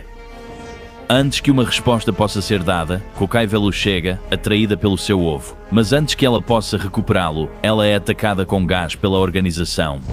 Ela luta pela própria vida para permanecer acordada e sobreviver, tanto por ela quanto pelo seu filhote, mas logo sucumbe ao gás e fica ali, inconsciente. O grupo leva o filhote para um local seguro, em algum lugar onde Titã X não pudesse encontrá-lo. E eles começam a fazer algo que Apex tentou anteriormente, o controle neural total de um titã. Eles começam a implantar nós e sensores que vão enviar descargas elétricas por todo o corpo dela. Isso, se for bem sucedido, vai assumir o controle total do corpo de Kokai. É através desse controle que esse grupo planeja matar Kong, porque ele é a única coisa que os impede de manipular livremente os portais do Axis Mundi.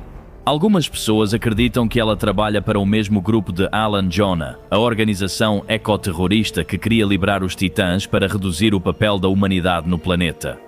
Eliminar os titãs alfa talvez fosse a única solução pensada para liberar os monstros que hoje têm medo de vir à superfície. No entanto, duvido que Jonah quisesse prejudicar ou matar deliberadamente os titãs, já que o grupo deles é estritamente pró-natureza. Isso provavelmente é algo muito mais sinistro. Voltaremos ao destino do Titã X em apenas um momento, mas, por enquanto, quero que foquemos nos humanos lá embaixo, atravessando os ambientes traiçoeiros da Ilha da Caveira. Procurando por Kate, Kintaro e a organização rival, as tropas da Monarch, lideradas por Tim e Mei, estão à procura de uma antiga base de pesquisa da Monarch, que foi tomada por esse grupo para ser usada para matar Kong. Eles avançam pela selva densa, torcendo para não encontrar nada que queira comê-los. No entanto, cipós no chão começam a se mover, como se fossem guiados por algo consciente. Um soldado é puxado rapidamente para a copa das árvores e desaparece como se nunca tivesse estado ali. Mas mais gavinhas começam a descer, procurando seu próximo alvo. Este não é ninguém menos que o estrangulador de cipós. Já tivemos um vislumbre dessas criaturas assustadoras em um episódio anterior, trancadas pela Apex, coletadas de uma expedição anterior. Mas agora podemos vê-las em toda a sua força, destruindo completamente as fileiras das forças da Monarch. Com um nível impressionante de agilidade, elas saltam pelo dossel, pulando de árvore em árvore, na tentativa de capturar presas para consumo. Uma a uma, suas gavinhas rastejam pelo chão, procurando algo para se agarrar. E quando consegue, arrasta-as com imensa força para sua enorme cavidade torácica, a boca, cheia de dentes afiados como navalhas e farpados, capazes de despedaçar qualquer coisa que tenha o azar de acabar ali. Curiosamente, essas criaturas assumem uma forma quase humana, com cabeça, corpo, braços e pernas bem definidos, construídos como os de um ser humano. Talvez este seja um caso de evolução convergente, onde duas espécies completamente diferentes desenvolvem características semelhantes porque se adaptam a ambientes ou pressões de sobrevivência parecidas. Ou talvez essas criaturas possam assumir várias formas e, neste momento, tenham se adaptado para se assemelhar à sua presa atual, a humanidade.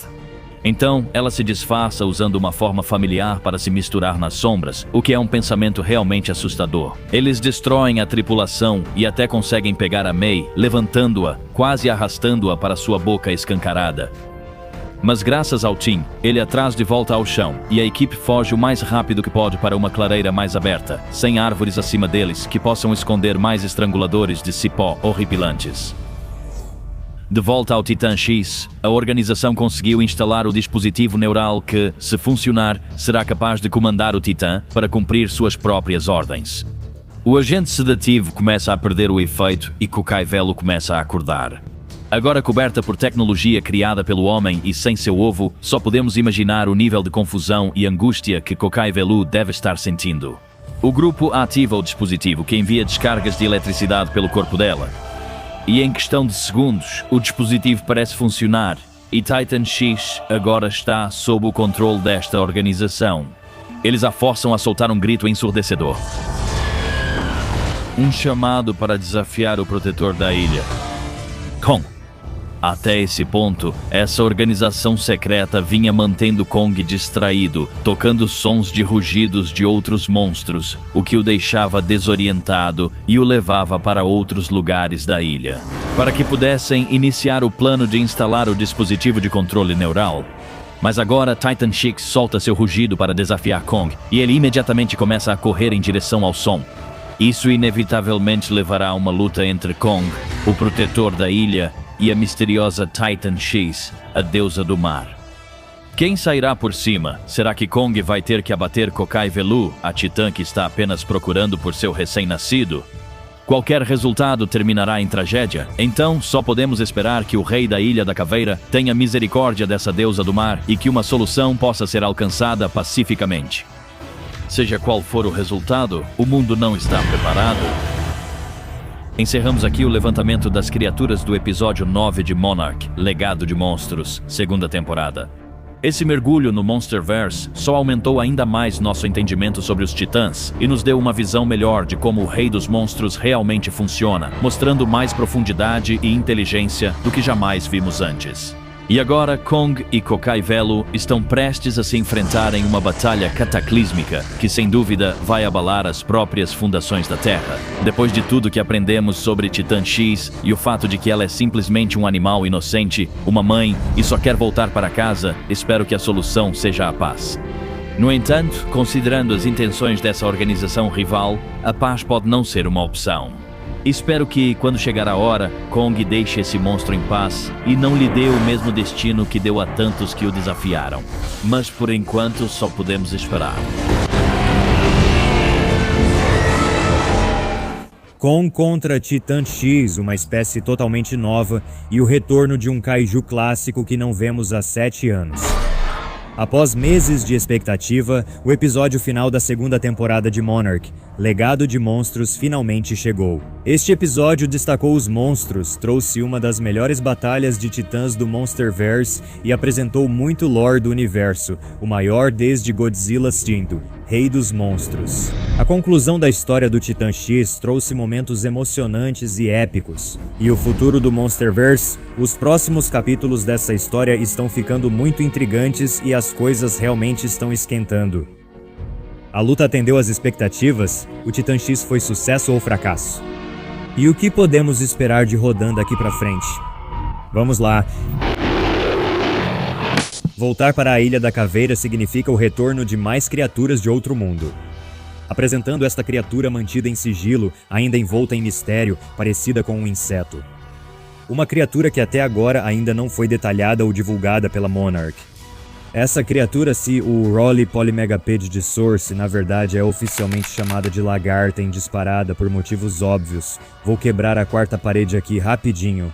Esse nome é como chamar Godzilla de lagarto nadador oficialmente. Monsterverse e a equipe de lore da Apple podem fazer melhor. Essas criaturas, como outras em Ilha da Caveira, evoluíram para sobreviver nesse local considerado extremamente perigoso. Graças à confusão causada por Kong na Ilha da Caveira e à sua busca pelo Titã X antes da batalha, pudemos ver sua capacidade mais extraordinária. Forçados a entrar em disparada, eles vêm rolando pela selva em alta velocidade. Em um instante, eles conseguem moldar seus corpos em algo que se assemelha a uma roda. Com seus corpos poderosos, eles impulsionam a massa circular para frente e começam a rolar. Uma vez que ganham impulso, eles se movem em alta velocidade usando essa forma de locomoção, chegando a atingir pelo menos 48 km por hora na vegetação densa da selva. Embora, até que mais pesquisas sejam feitas, esses números não passam de estimativas calculadas.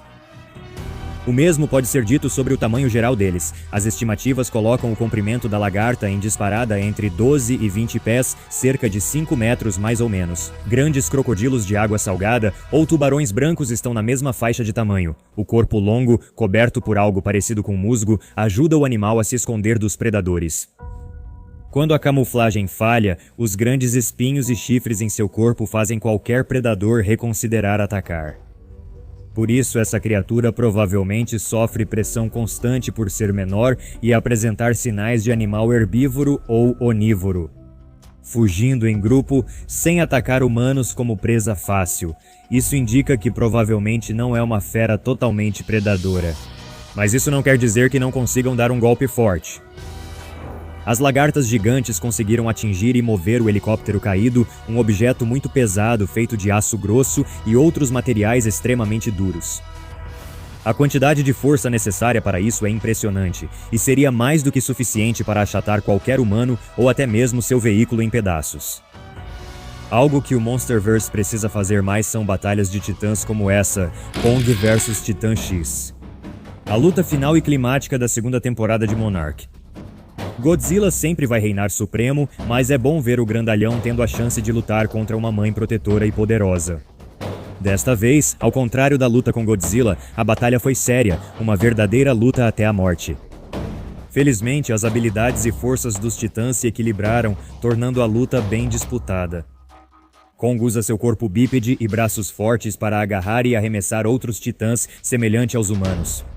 E não seria uma luta de Kong de verdade sem ele acertar alguns socos épicos.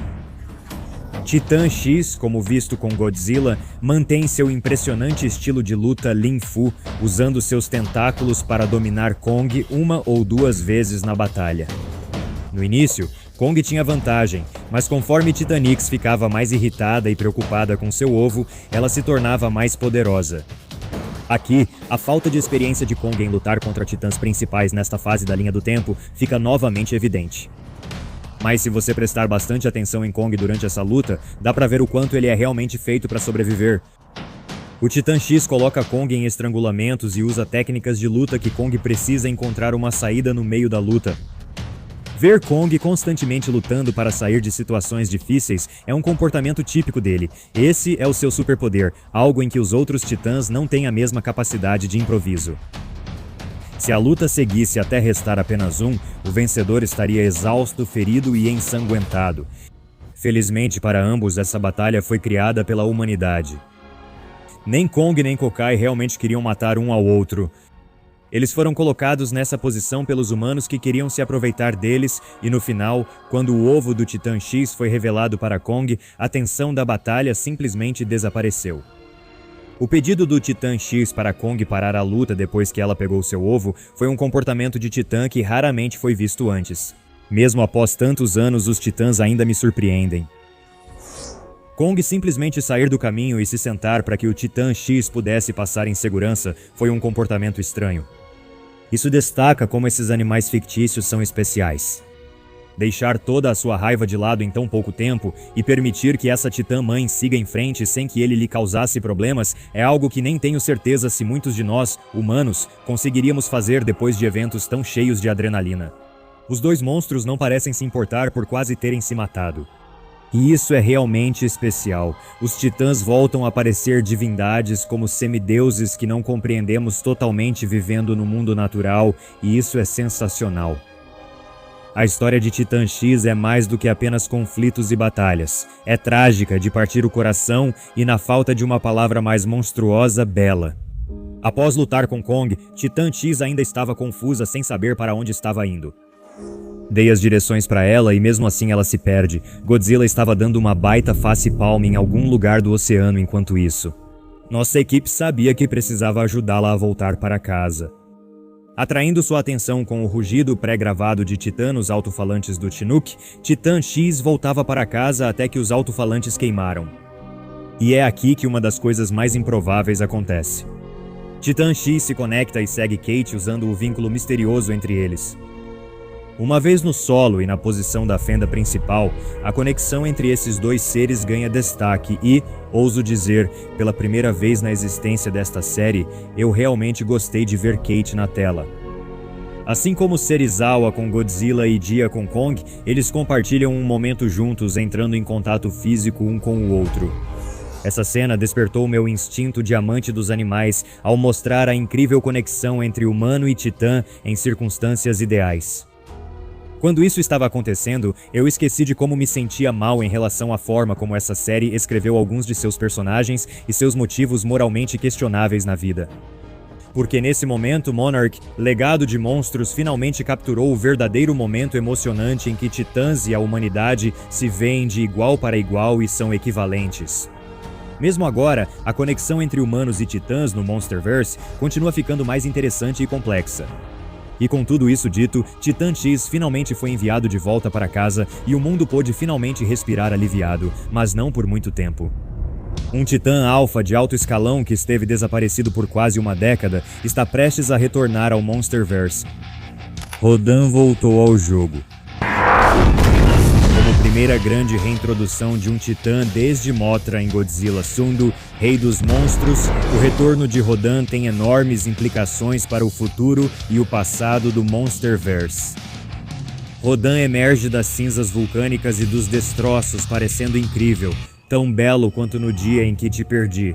Quero perguntar para quem está assistindo, esse é mesmo o Rodan ou pode ser um parceiro, como na história antiga? Um macho e uma fêmea. O que acham? Temos vídeos em produção agora explicando o reaparecimento repentino do Rodan, então não esqueça de clicar no botão de inscrever-se e curtir o vídeo para mais novidades. Valeu pessoal, toda essa cena final foi um gancho de suspense perfeitamente construído. Não importa o que aconteça com a história do Rodan e do Lee Shaw, espero que outros também tenham se empolgado quando o vulcão surgiu e já dava pra saber quem vinha aí. A história do Titã X pode ter acabado, mas a do Rodan está apenas começando. Encerramos nossa série de monstros para todos os episódios da segunda temporada de Monarch, Legado dos Monstros. Comentaremos mais sobre esta temporada em vídeos futuros, mas adianto que os episódios 6 a 10 da segunda temporada de Monarch, e Alistair concorda comigo, deveriam ser o padrão mínimo para uma série do Monsterverse. Ação épica de monstros, aventura de alto risco e um drama criado de forma mais adequada para uma série centrada em uma franquia sobre criaturas de outro mundo e os problemas que a existência delas causa. Eu sei que provavelmente você não está, mas se alguém da Apple ou da Legendary estiver assistindo isso, nós, fãs, nunca mais queremos ouvir falar de triângulos amorosos e escândalos de traição nesse nível no Monsterverse. Por favor, deixem isso pra trás. Esse universo é rico demais para esse tipo de narrativa, há outras séries para isso. Ainda assim, espero que tenha gostado deste episódio da nossa série de 10 vídeos. Foi divertido tentar algo no estilo do David Attenborough ou Morgan Freeman nesses vídeos. Foi uma honra explorar a biologia, o ecossistema e a vida dos titãs, conforme a segunda temporada se desenrolou. Mas o conteúdo não vai parar por aí. Ainda temos muito pela frente enquanto avaliamos os próximos passos. Inscreva-se e ative as notificações para não perder novidades do Mark. Comente qual foi seu monstro favorito.